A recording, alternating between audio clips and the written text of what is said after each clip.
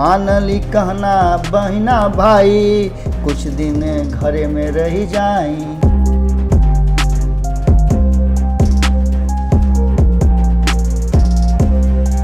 बोला तो नहीं हेरा से अभिनंदन मारू वालों के अपना कार्यक्रम जना का नाम है खूटा टोक के।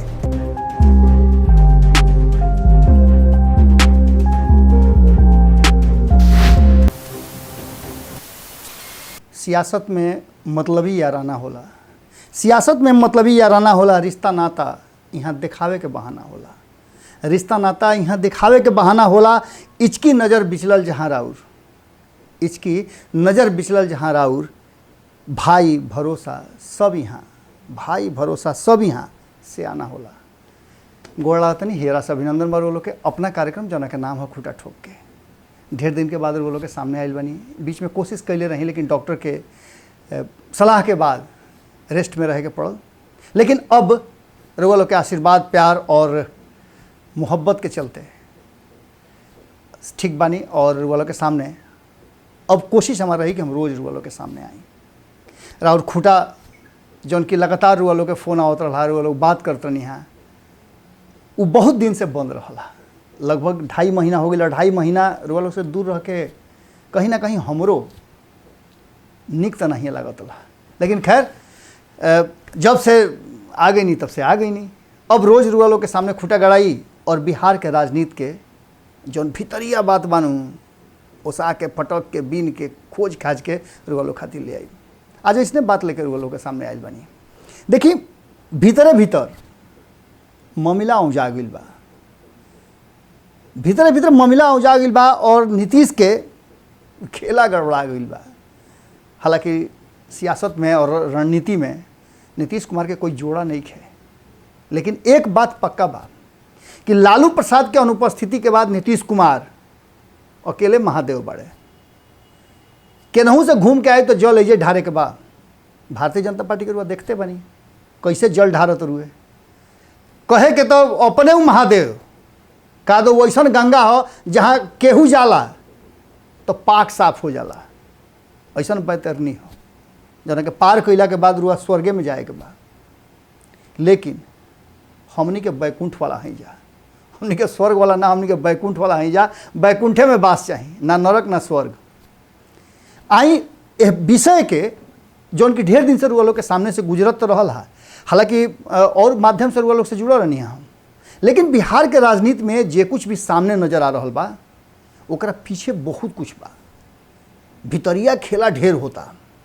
अचानक से रुआ देखले होगा कि नीतीश कुमार जी जब 2020 के परिणाम निकलल ओकरा बाद ढेर कुल फैसला ले ले और अपने फैसला खातिर अब अपने ऊपर सही गगरी पानी डालता रहन कि आखिर ये फैसला हम कौना सोती में कौना गौरव निछतर में ले रही। संपादक नमन मिश्रा जी कहिले कि नीतीश कुमार के 7.5 उतरे वाला नहीं खे जब तक लोग बिहार के सियासत और बिहार के राजनीति में रही हैं। हालांकि 7.5 में सत्ता के सुख भी बड़ा मिलेला, लेकिन उतने वो उलझन भी रहेला, फेरा में वो उतने पड़ब। नीतीश कुमार खातिर कोनो पहला बात नहीं खे। एक पहले भी नीतीश कुमार अपन फैसला ले बड़े, फैसला के ढाई से बदल ले बड़े। जैसे ही RCP सिंह के कमान दिले पार्टी के, वैसे ही उनका बुझा गई कि हो बड़ी गलती हो गई दादा हमरा से। इस संगठने में ठीक रहे है, संगठन करते है ठीक रहे है। कारण कि जैसे पार्टी के अध्यक्ष बनले वैसे ही धड़ाधड़ जन फैसला करे लगले, वो फैसला के ले करके और मामला जन बा कहीं ना कहीं बड़ा उलट पुलट होता रहा। उनका फैसला के लेकर के लोग कई तरह के बात कहे लगल है, कई लोग के समस्या भी होखे लगल है।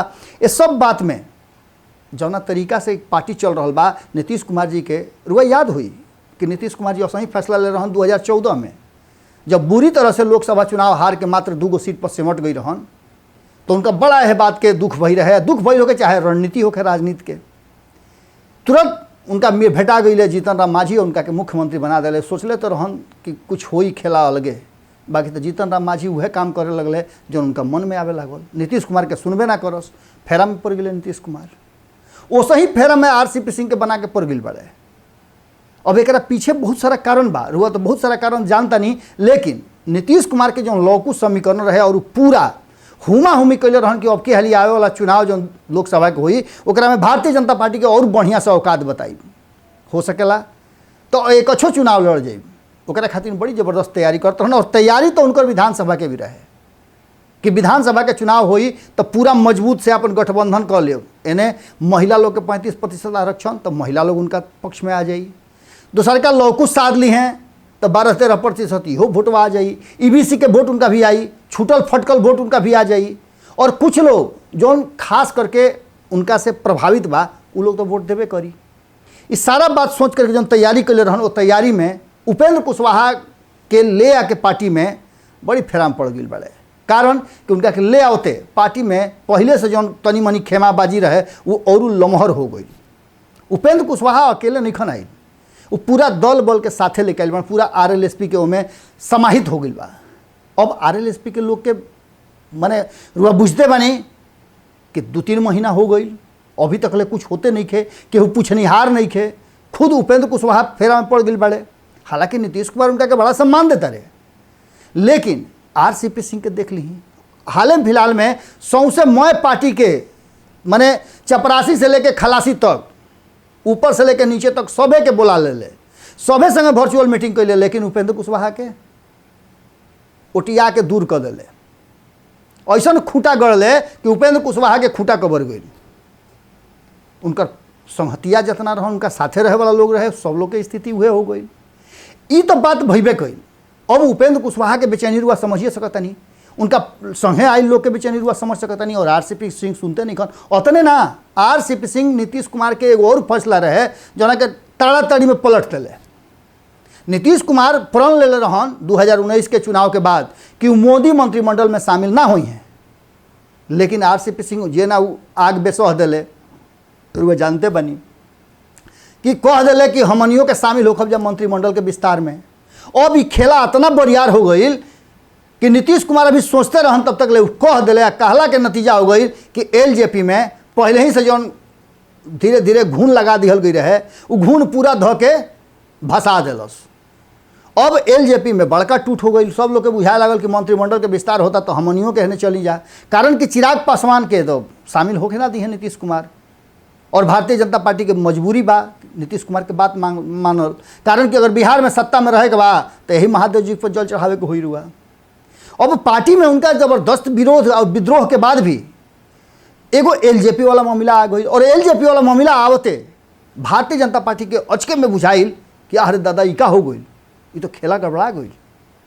खेला ऐसा गड़बड़ा गई कि कहीं चिराग पासवान वाला वोटवा ना ट्रांसफर कर रही हैं, और जौन की संभव भी बा ना ट्रांसफर कर रही हैं। जौना तरीका से चिराग पासवान अपन रणनीति और राजनीति कर रहा बड़े, उनका पीछे ई मत बुझब कि खाली चिरागे पासवान बाड़े और पारसे राजनीति करते रहा। प्रिंस राज के चलते राजनीति रहा, राजनीति उनकर महबूब अली कैसर के चलते रहा, बीना सिंह के चलते राजनीति उनकर रहा, चंदन सिंह उनका राजनीति करते रहे ना, रामविलास पासवान के राजनीति रहा। रामविलास पासवान के राजनीति खातिर उनकर पत्नी और उनकर बेटा दोनों तैयार बड़े। यह रणनीति से भारतीय जनता पार्टी अपना के बिल्कुल अलग करलस, और जौन कुल भइल एकरा से भारतीय जनता पार्टी के देखले होकर कि अलगे वो अपन छटका के भूड़ी रखले बा। चाहे जितना हुमा हुमी होके आपन खूंटा एने से ओने करे खातिर तैयार भारतीय जनता पार्टी नहीं के। और नीतीश कुमार के ई बात बड़ा फेरा में डल ले बा कि कहीं ऐसा ना होके कि हम सोचता नहीं कुछ और ही हो कुछ और जाए। अब ऐसा स्थिति में आरसीपी सिंह ऐसा ना बेसाह दिले ना आद दिले कि जौना में नीतीश कुमार बड़ा फेरा में पड़ गई पड़े। अब उनका पटना से दिल्ली तक के यात्रा करे के पड़ता, और जाके बूझ फरियावे के पड़ी हो जाए, और वही खातिर तैयारी भी कर दिले बड़े। लेकिन ये बूझ फरियावे वाला नहीं खे। चिराग पासवान के संगे जौन भइल ओकरा खातिर जिम्मेवार दोनों बा, लेकिन अधिक जिम्मेवार भारतीय जनता पार्टी मान रहा बा नीतीश कुमार और उनका दल के। अब पशुपति कुमार पारस ट्रांसफर करी है कि ना करी हैं, नीतीश कुमार एहू से फेरा में पड़ गई बड़े। मामला उजा गई बा कि बगले में चुनाव बा, और बंगाल हारल भारतीय जनता पार्टी चोटाहिल सांप लेखा भइल बा। जैसे ओकरा मौका मिली फुफकार के काटी, और ये फुफकार के काटे वाला में कहीं अगर पड़ गई नीतीश कुमार सामने तो फेरा में पड़ जी हैं। अभी नीतीश कुमार चाहता रहे कि कुछ समय और बिता लिहल जाओ। बिहार में जौना तरीका से वो अपन प्रचार प्रसार करता रहे, देखते नहीं हुआ कि नौकरी पर फेरा में पड़ गई बड़े, स्वास्थ्य व्यवस्था सुधारे में फेरा में पड़ गई बड़े, नली गली के फेरा में पड़ गई बड़े, सड़क के फेरा में पड़ गई बड़े, रोज बैठक करता रहे। ये सब के लेकर के नीतीश कुमार अपन तैयारी में लग गई बड़े। नौकरी या रोजगार जौन की कहीं ना कहीं तेजस्वी यादव ई एगो नया खेला शुरू कर दिले रहन, जौन कि नीतीश कुमार 15 साल से नौकरी के नामे ना लेते रहन। 2 लाख लोग के हर साल नौकरी देवे के मोदी जी वादा कैलन हन, उ देते नहीं खन। तो ये कहाँ से ले आके उघार दिले ऐसा पाना कि जौन पाना तो पाते नहीं खे। भाई बेरोजगारी बा, और बेरोजगारी बा तो लोग रोजगार खोजबे करी। और इ तेजस्वी यादव के जो बतावे वाला रहे बता दिहल कि भैया रोजगार पर चुनाव लड़ जा, ओकर फायदा भी उनका मिल गई। अब नीतीश कुमार खातिर मुश्किल हो गई कि रोजगार ना देवे के जौन धीरे धीरे अपन चलत रहे कसहूँ ओकरा के उसका दिले, उसकवला पर नीतीश कुमार जी फेरा पड़ गए। तो एहू करो के अपना पक्ष में ले आवे खातिर लगातार रोजगार पर अपन काम कर रहे बड़े। वह देखते बनी कि 10 लाख रुपया देता रहे, 5 लाख रुपया सब्सिडी बा, 5 लाख पर ब्याजे ना लागी। अब एह से लोग सोची कि 10-10 लाख रुपया दे करके वोटे नु किनाई, और एक संगे संगे जौन हुई खेला तो रुआ पते बा। लगातार नीतीश कुमार और उनका सरकार पर लाग रहा बा आरोप कि उनकर अधिकारी या पदाधिकारी जौन बाड़े वो भीतरे भीतरे टेबुल के नीचे से खूब माल कमाते रहे। अब ये बात के सत्यता प्रमाणित के करी, विपक्ष तो चुपचाप से दिल्ली में जाके बैठल बा। लेकिन खैर इस सब बात के लेकर के कहीं ना कहीं मामला औजात रुए, और यहाँ औजैला में अब जौन स्थिति बा ओकरा के लेकर के नीतीश कुमार के तैयारी दू तरफा बा। एक तैयारी उनकर बा कि यदि मौका लगे तो उनकर भारतीय जनता पार्टी के साथ थोड़ा समय और बिता ले, ओकरो से अगर नहीं है फरियाद तो चुनाव खातिर तैयारी करिए रहल बाड़न, ओकरो से नहीं है फरियाद तो पार्टी के अंदर में एगो बड़ा धड़ा बा जौन एह बात के लेकर के रुआ सुनले भी होकब कि कई गो जदयू के नेता से बातचीत कैला के बाद हमनी के भारत लाइव के माध्यम से रुआ लोग को बतौले नहीं जा कि आरजेडी के साथ मिल करके समाजवादी विचारधारा से फिर एकजुट हो करके और बिहार चलावे खातिर बात हो रहा बा। लेकिन एकरा में नीतीश कुमार जी के बहुत बड़ा त्याग करे के पड़ी, जौन तैयार नीतीश कुमार नहीं खन, और यही चलते ना तो अब तक ले कबे ही फैसला हो गई रही थी। ये सब बात अपना जगह पर बा, लेकिन एकरा साथ साथ जौन बात चल रहा बा ओकरा में कहीं ना कहीं अब एक चीज़ तो पक्का नजर आ रहा बा कि नीतीश कुमार के तैयारी धीरे धीरे अपना रास्ता पर जा रहा बा, और एकरा खातिर नीतीश कुमार जी के थोड़ा समय चाहिए, वह समय ले रहा बड़े। पार्टी के अंदर विद्रोह हो रहा बड़ुए, और विद्रोह में रुआ समझते बानी कि कौना तरीका के चीज़ चल रहा बा। उपेंद्र कुशवाहा ते खड़ा होइए गए पार्टी लेकर के, एकरा अलावे बहुत लोग बा। अभी रुआ सुनले होखब कि ललन सिंह से जब पूछल गई रहा यानी RCP सिंह कहता रहे कि मंत्रिमंडल में शामिल होखब जा, ललन सिंह कहता रहे कि ना भाई हमनी के मंत्रिमंडल में शामिल होकर के कैसे शामिल होखब जा, नीतीश कुमार फैसला कर करी हैं। इहो पूछाइल कि नीतीश कुमार जाता रहे मंत्रिमंडल के बात करे का, तो कहले कि ना भाई वो तो अपना इलाज खातिर जाता रहे। उतने ना इहो बात कहले है जौन कि 2019 में प्रधानमंत्री खुद दोहरौले रहन कि भाई मंत्रिमंडल हमार हो, विस्तार हम करब, केकरा के रखे के बा केकरा के नहीं रखे के हम फैसला करब।